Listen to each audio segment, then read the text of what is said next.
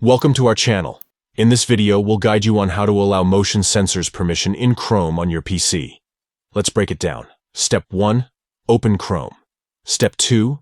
Look for the 3 vertical dots or lines located at the upper right corner of the Chrome window. Click on it to open the menu. Step 3. In the menu, you'll see various options.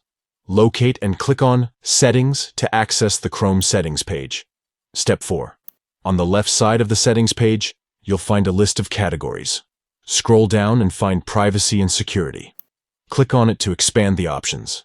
Step 5. Under the Privacy and Security section, you'll see Site Settings.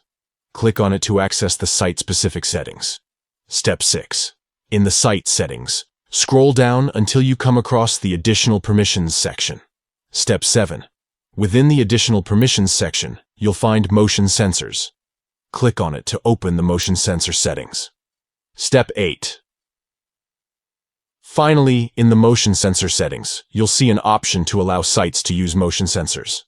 Click on it to enable this permission. By following these steps, you'll be able to allow motion sensors permission in Chrome on your PC. This will enable websites to access and utilize motion sensors for enhanced user experiences.